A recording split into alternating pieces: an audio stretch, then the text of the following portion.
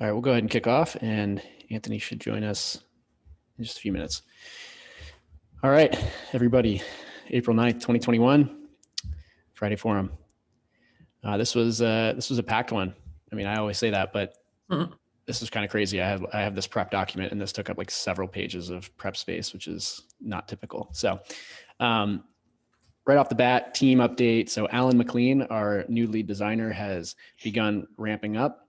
Super awesome. I've seen him all over the place already, diving into documents, diving into Slack, and I'm sure making David very happy with his newfound force multiplication. So he will be probably onboarding or joining the forum next week, and we'll do a formal intro.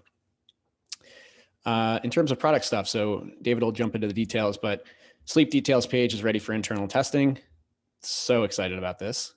Google Play approvals are done. So I want to just shout some people out here. We've got John, Murillo, Gabriel, all great work on the things listed here. Everyone else, appreciate the background work. Long Zone Research, Gabriel wrote a great document on this, helping to break down the specifics of why long zones are an issue, the specifics of the issue, and then how we can maybe take some steps forward.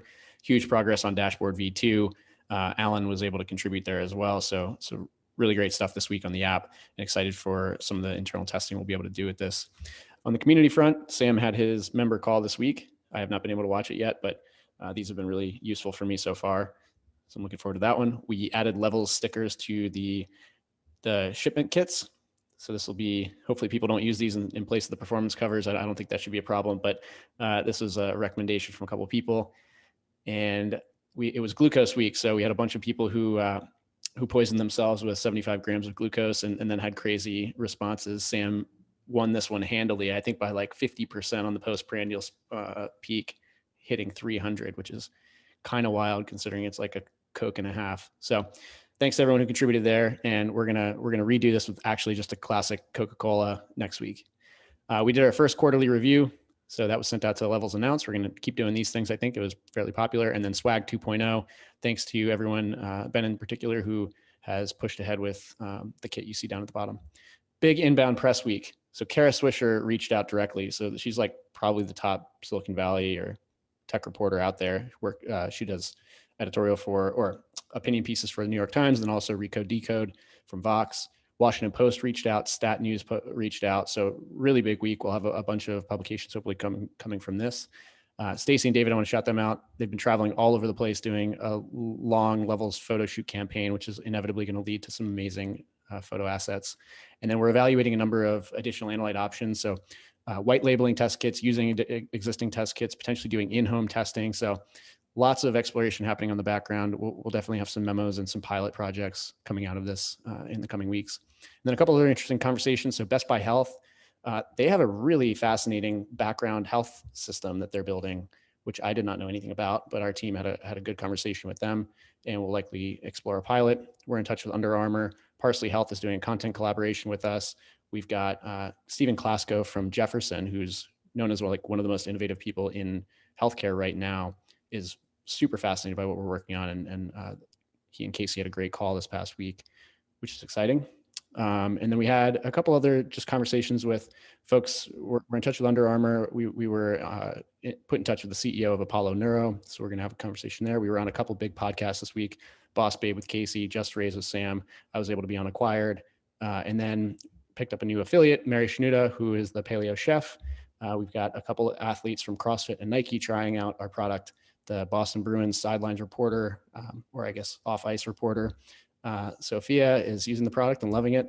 And then this was just kind of a footnote from Andrew on Slack, but we are indexing 10 million health metrics per month, which I just wanted to highlight that because it's a big number and it blew my mind. Lots of other stuff that we didn't get to, but super solid week. All right. I saw his smiley face join the video chat. So I want to welcome Dr. Anthony Gustin. Anthony has been a huge supporter of ours and also is just like perfectly aligned, I feel like, in the philosophy of what we're building. Founder and CEO of Perfect Keto and Equip Foods. Mike's a huge fanboy. I can tell you that right now. Equip, I think, is like 60% of Mike's calories. And I can say that I love Perfect Keto bars more than anything else I can in a package. So I just want to appreciate Anthony for joining us. I was able to be on the Natural State podcast very early on, like one of the first shows I did.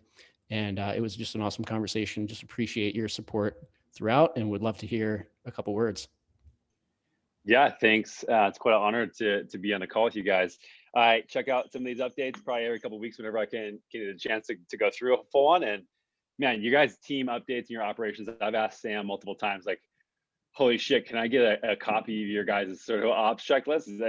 How well you guys run as a company with how early on you are is so phenomenal. And it's like, it echoes the professionalism of the founding team and just the entire squad that you guys have pulled together.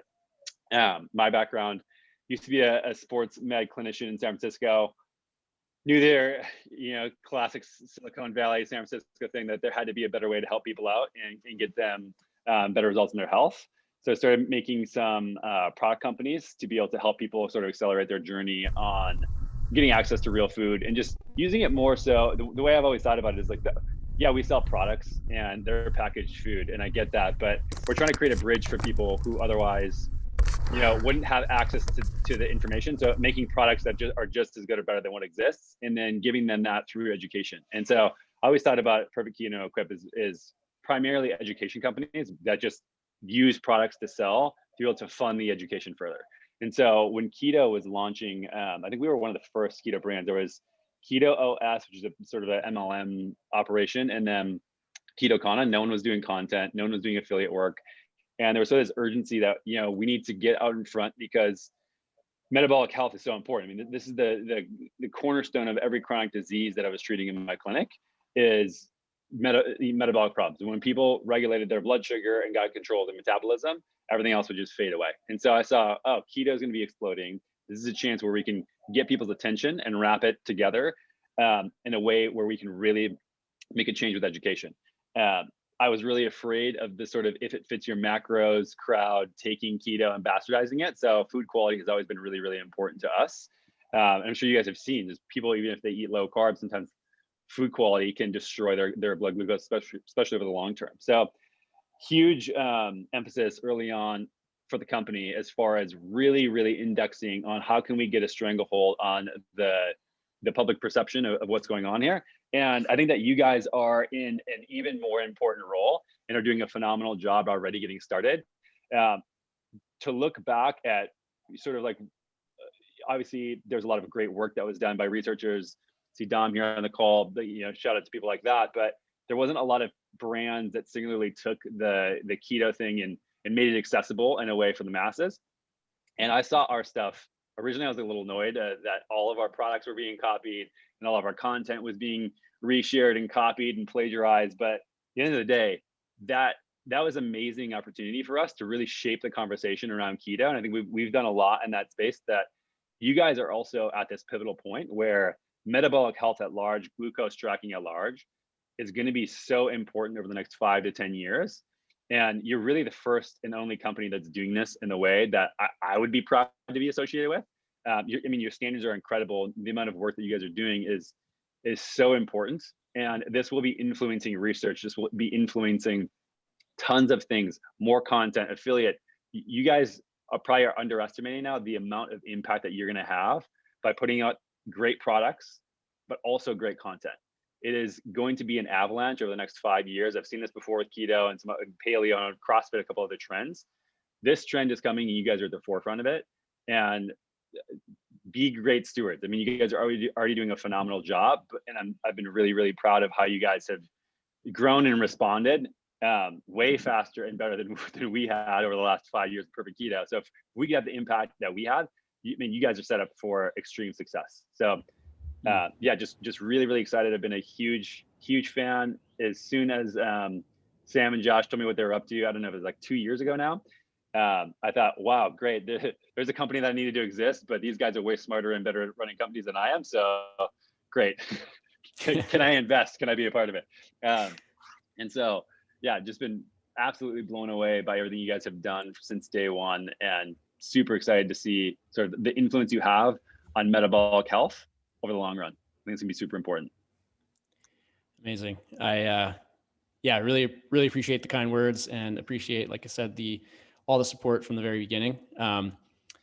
So you recently went on a pretty wild trip and would love to point the team in a direction to read about what you've learned from tribes people who are still living kind of in a technologically untouched society. Right. Where's the best place to go for reading about this? Yeah, so Paul Saladino, who's a carnivore guy, and I went to stay with the Hadza tribe in Tanzania, who are one of the last hunter-gatherer tribes left in the world. It's a crazy experience, and like all the last 15 years of me searching into truths about health, sort of like where, it's when you read a book and you understand something, but you don't actually learn it until you experience it. So many dots connected and so much stuff happened there. It was amazing. So on the podcast, there's 2 episodes that we did back to back around our experience there with the Hadza. And then also on my Instagram, just /Dr. Anthony Gustin, I have some stories saved there. It was a wild, wild experience. But yeah, I mean, at the forefront of health, I think that, one direction with them having zero technology and you guys at the other end, which is really cool. And I think technologies in health really make a difference when you try to restore what is natural and makes sense. Just kind of like my podcast named The Natural State. Like every natural state in an organism is health, and you guys are helping people get that feedback loop and restore their awareness around what they're eating is a normal amount of glucose or not, and the body doesn't lie. And so it's like sort of interesting to have the experience I had with the Hadza, and then also really be championing you guys' technology, because it sort of brings people back to their normal environment. Love it. Yeah, definitely. I have those podcasts queued up, and excited to get the rest of the team queued in. It's a pretty awesome concept. Thanks a lot, Anthony. Really, really appreciate it. Thanks, Josh.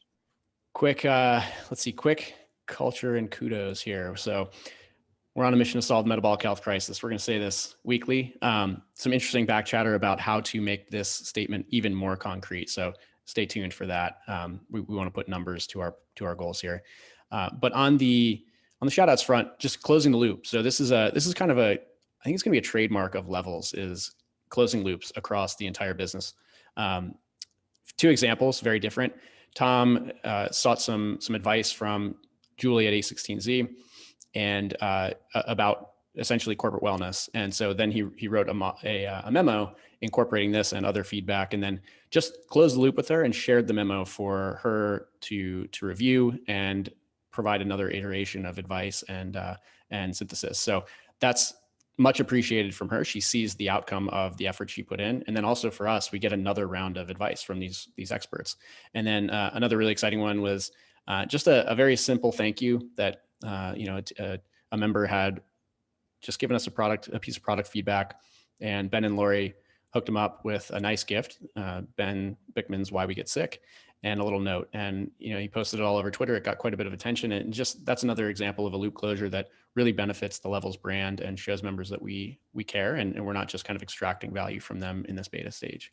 So keep these types of things in mind. Anywhere you can do a loop closure, let us know. David. Right. So the Dashboard V2 is ready to launch as soon as Apple approves it today. Hopefully we can get that out there today. And this is the first step on a lot of upcoming features that we've been working on. So an easier way to understand your data at a glance, easier access to the activity cards that are so pivotal to our members in the first month, and help set the stage for what they're seeing and kind of guide them through. And then the rails for future features. So some of the upcoming Levels lessons content that I've been talking about for the last few weeks, and the in-app program experience. One thing to highlight too here is that we asked Alan if he had any lightweight suggestions for not changing any of the in-flight features too much, but if he could improve some of my initial designs to have at it. And he jumped in and made some really awesome changes that are going to make the app look a lot more consistent. And I was just super thankful to have him starting part-time this week to help out with this. So great work, John and Mario and Alan for this, and looking forward to getting customer feedback on this after we get it out there. It's a pretty big change. So that's the first thing. Next slide. Can you play the video, Josh? So Gabriel is pushing out a change today that will enable the sleep, essentially the sleep show, kind of like the zone show, but for sleep. And what's cool about this is that now you can visualize your glucose history for the entire duration of your sleep. And then we're also introducing some new sleep metrics. So your average glucose throughout the duration of the sleep and the glucose you had when you woke up. And this is going to be useful because it lets you see for the first time in levels just any correlations you might notice amongst your sleep and your heart rate and your glucose trend line. And again, it's a first step that we'll have for helping people gain context on how their choices affect their sleep. So you can imagine if you eat a huge dinner, go to bed right away, and then you see this, you can see how your glucose was volatile all night, and then correlate that with how you're feeling. It can be a pretty powerful experience. And I'm thinking that this might be a good surface for us to continue to iterate on, pulling in maybe some of those recent zones before you go to bed. And adding sharing functionality to it so people can tell their sleep stories and whether it was messed up or aided by their metabolic choices. More work to come here. We're also expanding out on the ability to add and edit sleep logs beyond what we have now, which is just integrating with Apple Health and Google Fit to automatically ingest them. And then some higher level insight cards that we have queued up to, depending on what we detect in your sleep, we can give you more insight based on that. Next slide. Next slide, Josh. Quick shout out to John and Mario. They shepherded us through a very complicated and long Google Play approval process, which took several iterations with their approvals team to make sure that we got access to importing the health data that we need for our Google Fit integration. This is like heart rate, body measurements, things like that. And it takes a lot of effort in the background, and there's not a lot visual right now, but what this enables is that now our members on Android can re-access their Google Fit integration, which was temporarily disabled. So thanks for your work there. Next slide. And then as Josh alluded to, oh, interesting, the pictures didn't come through. There's a great doc you can review in the Eng Slack channel. I must have accidentally deleted them. But yeah, Gabriel's been looking through what causes long zones and what are some ways that we might be able to change the product a little bit to minimize them. Long zones, they're not the majority case, they're a minority, but when they happen, they're very frustrating. When you want to get a zone score and then you chain it on with another log, and that kind of happens, you get one long zone score for the day, is an experience that many of our members have. And if we can try to get those shorter, we can help people understand their choices more throughout the day. So some of the interesting things here is that there was no silver bullet, but there are probably a handful of things we can do to make incremental change that will add up to progress here. More to come on that. There they are. There's just an animation. All right, next slide. And Jinlu's been working on some improved authentication with Retool to kind of better unify the levels authentication system with the Retool admin setup and make sure that you have both at the same time a levels super user credential and a Retool admin credential. So that's going to be a win for our ops team and just the general level security. Next slide. And just one more plug. Thanks for everyone who's reviewed some of the roadmap visualizations that Sam and I put together over the last week. If you haven't yet, please take a look later today and jot in some quick feedback at the end of the Notion doc. Let us know which one you think. I'll be putting together a visualization of the roadmap based on this. So your input matters. Next slide. Yeah, and just a summary of the things that are in flight or launched. So on a few other ones to call out, ongoing subscription work. That's a continual process there with Ms. and Jeremy. But great stuff for our members. And How is working on some user data infrastructure projects as well, and that are more backend facing. And we're working on some updates to our Net Promoter Score analytics. So right now, as you know, in Slack, we get notified whenever someone fills out our survey, but there's some interesting questions on who is not filling out our survey, either because they never saw the monthly report, which is when you actually get the survey request, or because they decided to skip it. And what we'll do is try to figure out what is our overall percentage rate of people who fill out NPS, and then try to do some interviews with people who are skipping it and see if they had a bad experience and what we can do to improve. That's it. Awesome. Thank you, David. Thanks, Eng team and product team. And on to a quick hiring update. Nothing major. By the way, can everyone see this like little strand here, the red thing? Or is that just on my screen? Yeah, there's an emoji that's like stuck on my screen. On my profile. Anyway, so quick hiring update. Things are still working great and workable. Please continue to add your updates there. I think the biggest thing is just this can be a little out of sight, out of mind. So when you have a contact with a candidate, please add your evaluation and move them into the next phase so that we can keep this moving. For currently open positions, one of which is kind of revolving with the software developer. That's like a number of positions in one. Alrighty, Mike D. I do see the emoji or the red line. Okay. Sorry, it was another great week connecting with and receiving feedback from our members. One theme in particular I wanted to highlight, which has already been talked about a couple times in the call, revolves around zones, specifically like those one long zone or 2 long zones throughout the day. It makes can make the data like less actionable and the experience not that great. I know we're thinking through this a few different ways and excited to see Gabriel's doc about the research. Other quick update, we are doing more debriefs with our nutritionists pilot participants. I started posting those call notes in the general channel in Slack to make it easier to find than the regular feedback channel. We have another one today, a couple more early next week, and then we'll put together the findings or the lessons learned memo to circulate to the team. And I think that's it. Alrighty, thank you. Over to Ms. Going to take it away this week. Go for it, Braden. Yeah, so quick update for support for the month of March. Overall, as we've slowed member growth, support volume has kind of tracked that and stayed steady for the past few months. And response time has improved over since February, and overall is down 21%. So it's trending positive direction there. And then our customer satisfaction score has been hovering around the 90% mark. It's down slightly from last month. And then over the past few months, we've had pretty consistent themes on issue types for different questions from members, mostly around order timing, subscriptions, and replacements.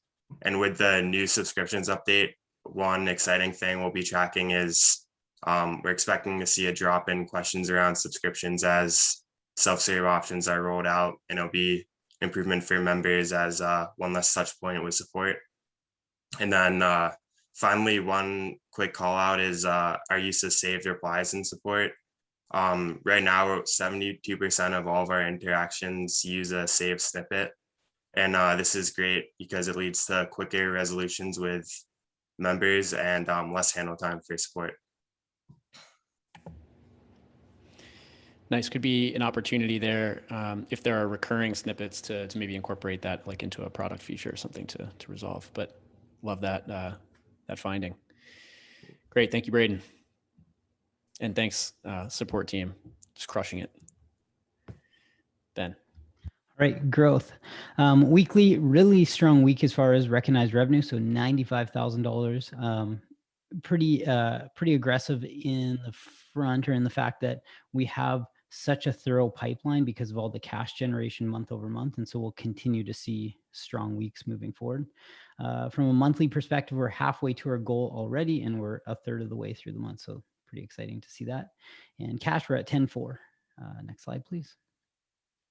So this is driven from community and really interesting takeaways. So as we've had more of these community calls and started to get a little bit deeper in things like wearable challenge or the Facebook group, you really start to see some of the insights thematically, and Mike has talked about these week over week, but there's this missing factor, this yearning need for what people want, what people need, and what people love. And it seems to be something that we can continue to design for. And that's high touch or coaching, personalization.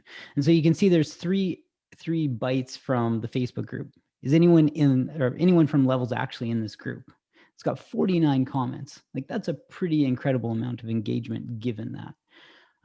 We hear this come up qualitatively in the calls that we do all the time.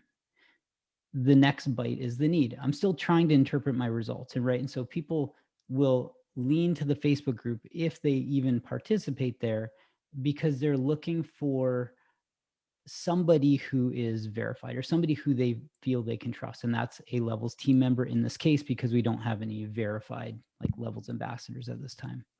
Except we do have some people who are pretty active whom we are closer to. And so Gabe Mendoza is the last one, and he is very active, but you can see he responds to people and they love the engagement, and they start to get these pretty long and thorough threads about what does diet or fitness or sleep have to do with my glucose levels. And so the takeaway is, how do we continue to be influenced by these insights from a growth perspective, from a content perspective, from a product perspective, from a business model perspective, when we think, how do we design to it? So pretty interesting. There's always lots to be done with community, but we're starting to ramp it up more. Next slide, please. So theme of the week is Lean on Me. This is Bill Withers. He is the person who wrote that famous song. And where this stems from is we're starting to undertake some pretty thorough website changes. The proposed statement of work, line item by line item, is pretty like easy to walk through and go, yeah, it looks good. And there was a point where we had a lot of technical information in it, and it would have been easy to expedite it and be like, let's move with velocity on this product or project. Andrew, as busy as he is, stepped in and deconstructed all of these line items and said, like, do we really need this? And so the theme is, we should remember that, like, we all have a lot of people we can lean on in this group. There's a ton of smart people. And so if you don't know something, make sure we are always asking, because it has steered the project in a different direction. So that is growth for the week. Nice. Way to wrap things together. Thanks, Ben. Mercy. Okay, Instagram and social. So we grew to 25.6 thousand followers this past week, which is up about just under 1,000. I think it was 900 since the previous Friday. So that's pretty crazy.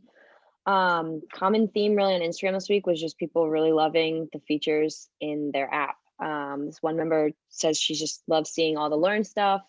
We had a few others that tagged us, and they said they love when there's a little question mark on their graph and it Levels is asking, like, did something happen here? Another exciting thing is Emmy Rossum. I don't know if this was planned ahead of time, but she tagged us in a screenshot of the Levels app, telling and sharing to her, I think she has a few million followers, about how much she loves it. So that was pretty exciting.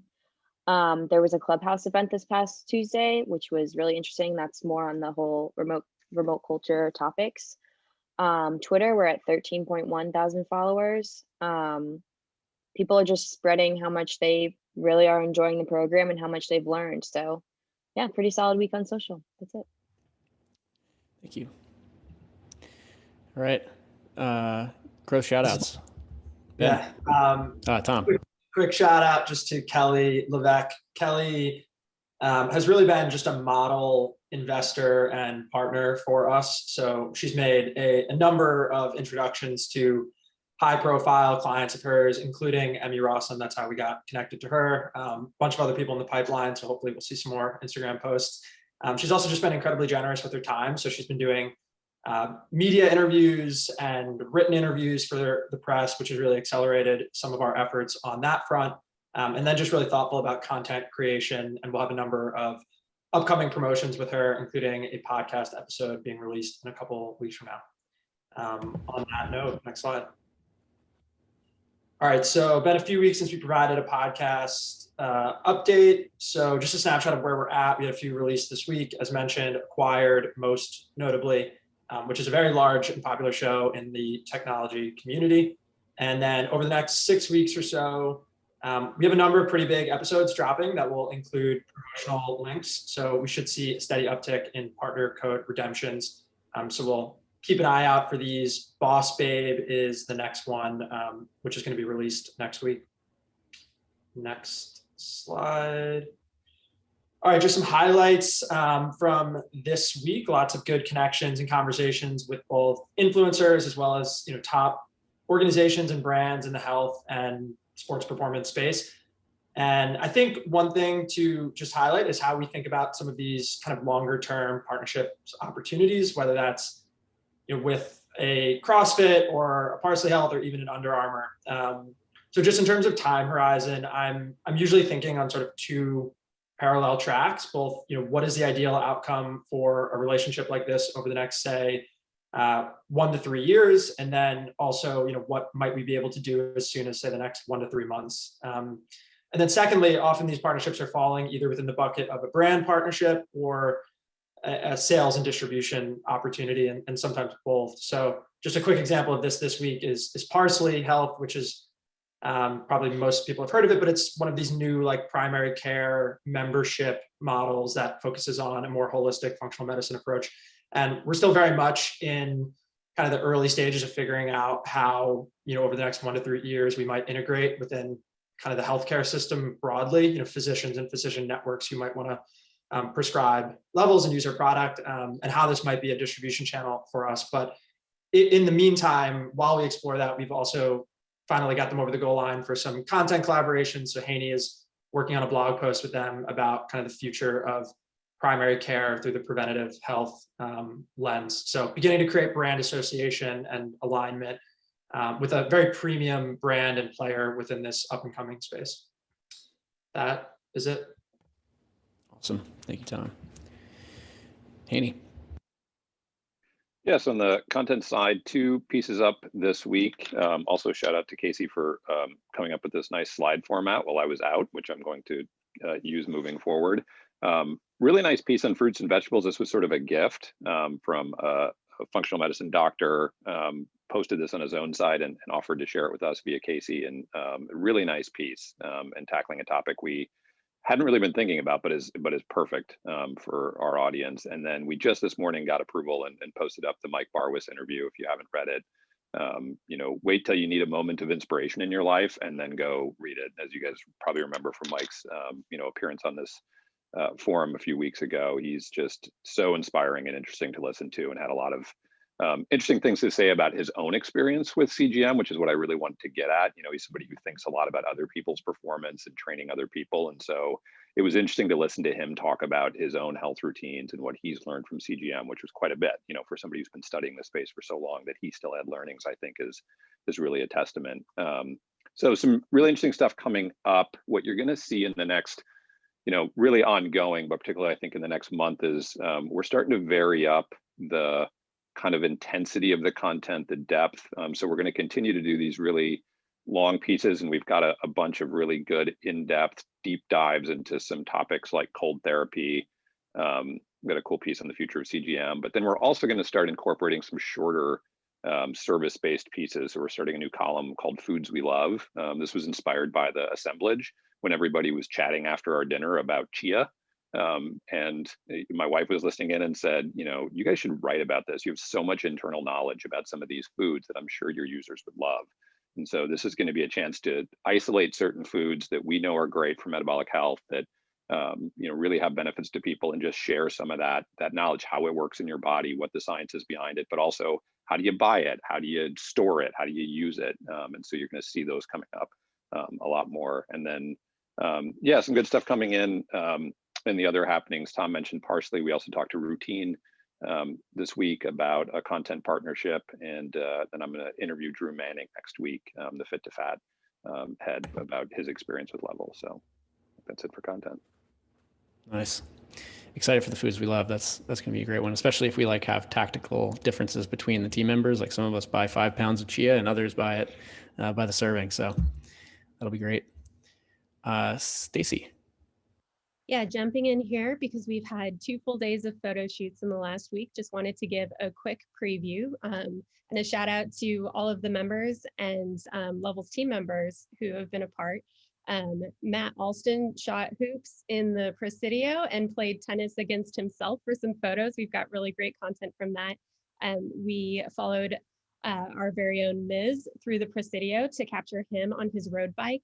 worked with Casey Means to capture some of her amazing recipes that are plant-based, and we think that she really needs her own cookbook as a result of this shoot. And then worked with Will and Steph Hamblin and their very cute dog this week to capture some couples photos. So next up, we're heading to Austin, Dallas, and Seattle for photo shoots that range from like local food haunts to surfing. So it'll be great. Yeah, more next week. Huge smile on my face. This is awesome. Thank you, team, for making this happen. The fact that like almost all of the creative we have built this brand on is internally sourced is just incredible. So thanks for keeping it going. All right, sweet, we made it.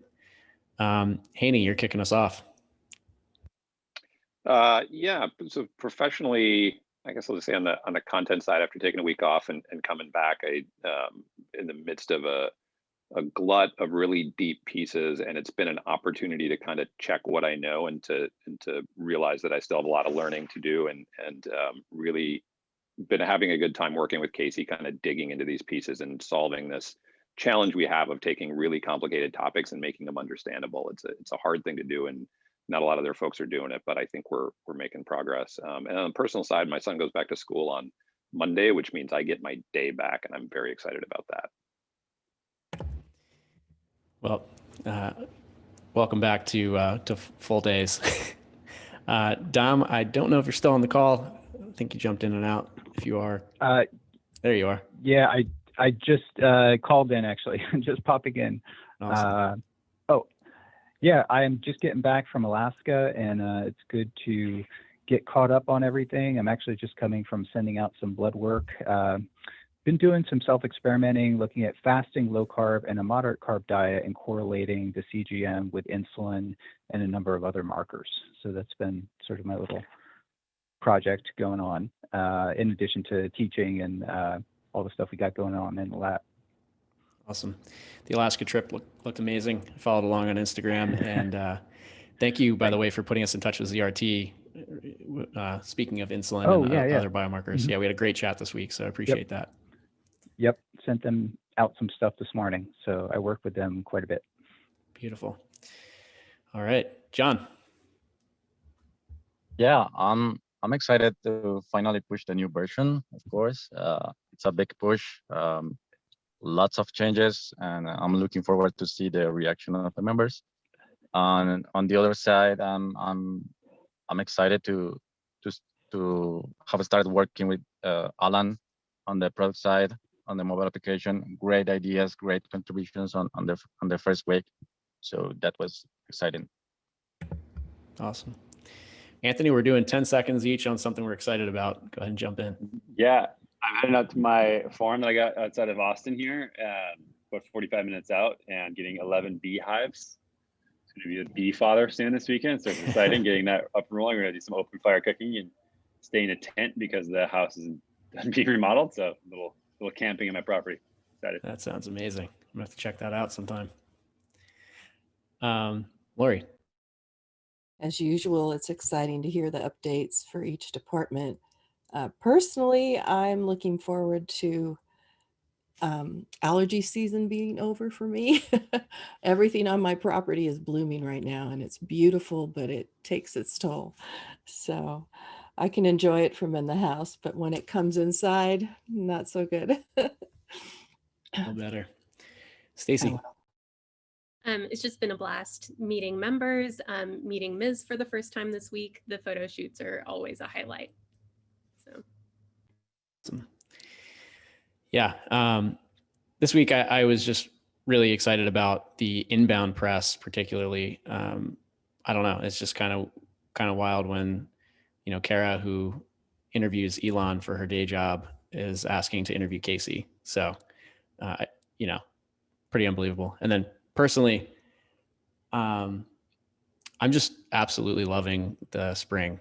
The weather's amazing. Walking around this morning for an hour with a coffee was just like such a relaxing experience. And I didn't realize how much the cold was burdening me. So yeah, been enjoying it. How? Yeah, I'm really excited about Dashboard V2 releasing. I've been testing it. It's pretty good. I like the new look and the new homepage. And personally, I'm gonna do some knife sharpening over the weekend. I find it's really a stress relieving activity, and I'm gonna do it at night by my kitchen window. So I hope my neighbor won't freak out. Good luck with that. We'll stay tuned to the Canada crime channels. Casey. That one's hard to follow. I am excited about, I'm very excited about Alan joining. I think the highlight of the week was my conversation with the Jefferson team, Stephen Klasko. I'd read his book on healthcare in preparation for the call. And it's just such alignment between what this huge hospital system is doing and what we're doing. And so it was really fun to brainstorm about that stuff. And then of course the photo shoot was amazing, and getting to hang out with Stacy all day. And personally, I'm heading to Arizona this weekend to work for my brother and his wife's new house in Phoenix, which I'm really excited about. Nice. Enjoy. Tom. Yeah, I wasn't planning to say this, but the Glucose 75 experience was overall positive, despite it being also extremely negative for me. I think I actually had never had sort of like a tangibly hypoglycemic event before. So I was always sort of nodding along when people talked about that, but hadn't actually experienced it. So to get the full extent of real shaky hands, sweating, even blurred vision after that experience was, I feel like I can now empathize, which is great. And then personally, just life is being injected back into New York City. Friends, family, all moving back in. My brother just moved into Brooklyn, so he's having a big rooftop party tomorrow. So all just exciting stuff on the social front. Love to hear it. Enjoy that. Mike D. I was definitely going to say a few different things. The dashboard V2 was there, but after seeing Haney's update about the foods we love column, I think this is something that's been asked, like basically our members have asked for, and we've talked about in different ways for a little while. So I'm definitely excited to see that come together. Personally, I guess it's just nice to be back on the East Coast. Spring's happening, my sleep quality's up, and yeah, it's awesome. Sweet. Ben. Yeah, pumped to have Alan join. Also really pumped on all the work Andrew's doing to manage the engineering interviews that are coming in. So on top of leading the team, on top of helping out across the company, he is going through a long list of really talented engineers. So hat tip to Andrew, because that's, it's immensely helpful and a ton of work. On the personal side, which actually crosses into levels, so stoked on the Acquired episode because it's kind of like watching your favorite band do a reunion show. Like it's just something that, it's pretty cool. So big fan of the podcast and the people. And so it was really meaningful. Pumped on that. Nice. Yeah. We've got a follow-up conversation on next Thursday, thanks to Ben with the Acquired community. So it's gonna be great. JM. I'm excited to present my story in a minute, and I will yield the rest of my time for that. All right. Mercy. Professionally, I'm excited because I just found out about the beta app. So I finally am using that. So I'm getting to see the new features that are not yet rolled out. So that's exciting. And then personally, my sister and her husband are like redoing a house. So I've been helping out with that the past few nights, and that's where my weekend will be spent. So yeah. I know you enjoy that. Gabriel. Yeah, so just to echo some things that have already been said, really excited about Dashboard V2 going out. Big congrats to John and Rilo. And also really excited to have Alan on board. Personally, just what everyone else has said, it's spring in Chicago, weather's getting warmer, people are being outside more. It's really nice. Great. Sam. Yeah, I really enjoyed the community call that Ben set up with a handful of our members. At a different stage in the company, I was doing 25 plus phone calls with members and potential members per week. And it was a good reminder that I haven't done that in a very long time. And it was good to just get a finger on the pulse of how people are experiencing it. So I'm going to be doing those again weekly. So I really appreciate Ben for setting those up. Definitely. Miz. Yeah, I'm going to go with Dashboard V2, even though there's a bunch of things, but that feels like a very meaningful change to the app, a pretty big step change from where it's been for the last few weeks. We've released a lot of features, but this one feels like it'll set the stage nicely. So, there's a lot of work behind the scenes on that, on the end product design side, which are all awesome. I'll go back to Maria. All right, Marilo, close us out. Yeah, so excited about Dashboard V2. Excited to have John and Gabriel back. Last week was intense. Nothing bad happened, but it was intense knowing I was the only mobile engineer around.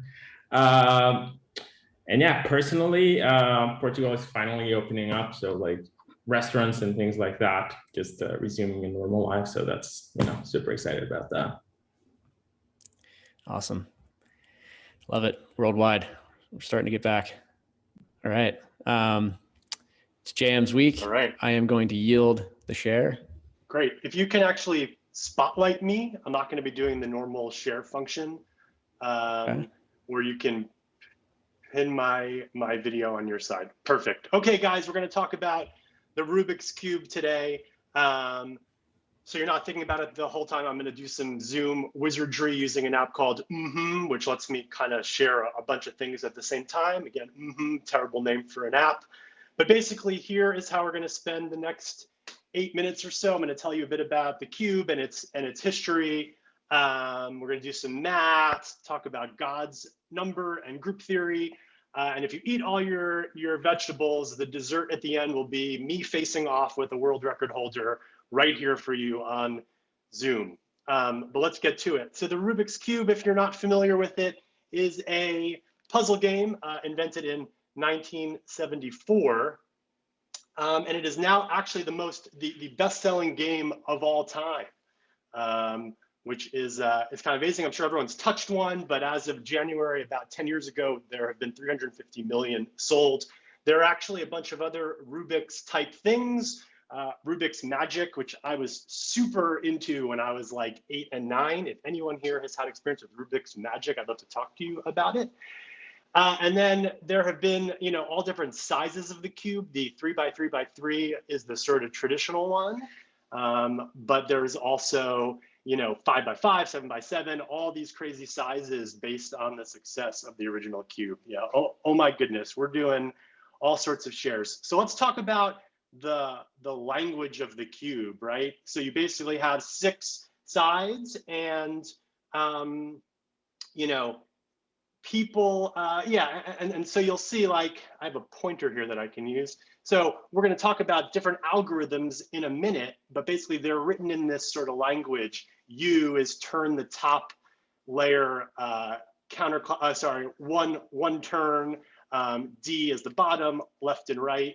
You get it. And the result is you have these algorithms that can basically move different, they can make patterns or designs, and we'll talk about how people use them for solutions, but just as an example, so this is I'm going to do this one here. U2 is turn the top 180 degrees. It's turning it a second time. D2, F2, B2, L2, R2, and you get a checkerboard. And then any algorithm can also be done in the reverse to kind of restore state to the previous color. There's a really hard one here that I'm going to try to do. So it's F, L, F again, U prime, R, U, F2, L2, U prime, L prime, B, D prime, B prime, and L2. And I kind of screwed it up. But I have extras, so we're going to just move on. But basically, this has been a really interesting toy for math people. And actually, since its creation in the 70s until about 10 years ago, there was an open question about kind of what is the space of sort of all the potential configurations, and how far are we ever from a solution? So I'm actually going to jump around a little bit here. So here you have sort of, if you were to lay out the cube, this would be the only way to see kind of every square on it. And a turn, like the things I showed earlier, you know, if I make a turn, I'm one sort of step from the original position. And so if you think about the kind of space of all the permutations that a cube could take, now this would not be the full kind of random 45 squares all random. They're actually, it's a subset of that. And so, you know, one of the things I want to talk a little bit about, things about the cube that maybe are not super obvious. One is that the centers are fixed, right? So blue will always be opposite green on any cube, no matter how much you shuffle it. It has to do with the mechanics of it. And there are certain configurations that you would really never have, like one square only out of position. That can only happen if someone breaks it and puts it back. You can't really achieve that kind of on your own. And so mathematicians spend a bunch of time proving that 20 is actually the most jumbled you can go. So said another way, any position could in theory be solved in 20 or fewer turns. Most random shuffles are going to be in this kind of high, you know, 15 to 19 range. And actually a 20 position, one that is sort of as far in the space of configurations as you can get, is called super flip, where every edge is actually flipped. So it's all the corners are correct, but the edges are all flipped. I am not going to attempt to demonstrate that, but I did want to talk about kind of, there's been this kind of math problem that folks have been spending a lot of time working on. It culminated more or less in 2010. And I'm going to kind of not talk about the heavy math in this, but you can trust that 20 is as far as you can go from the beginning. Now, how do people use this to solve the cube? I don't expect you to know how to solve it after this presentation, but I want to give you kind of a framework for how to think about it. So the screwdriver method is you take a screwdriver and you pop off all the squares.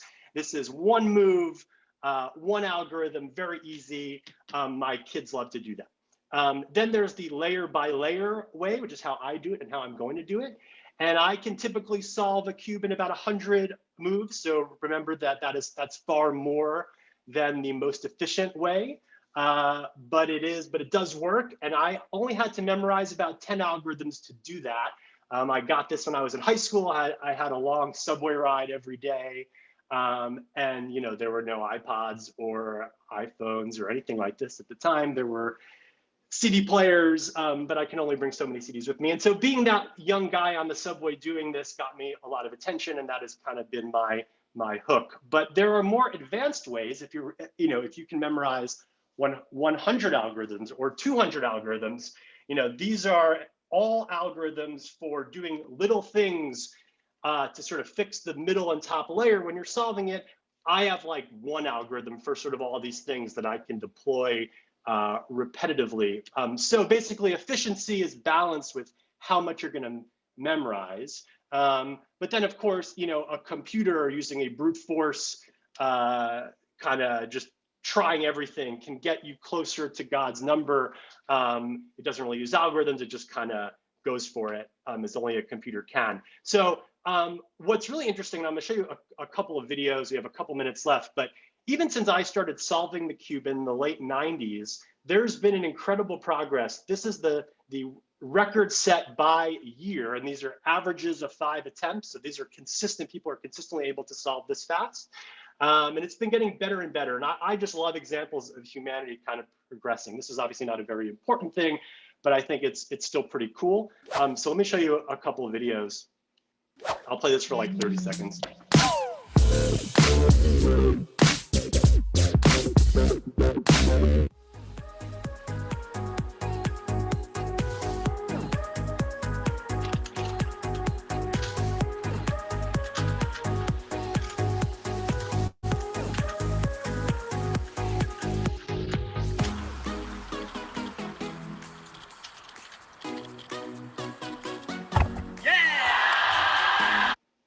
And what was interesting about that is that you saw he kind of looked at it for a while, right? And it didn't start until he started solving. But with these guys, their brains are so amazing that they can, they just kind of look at it and then get the game plan in their head and are like ready to go.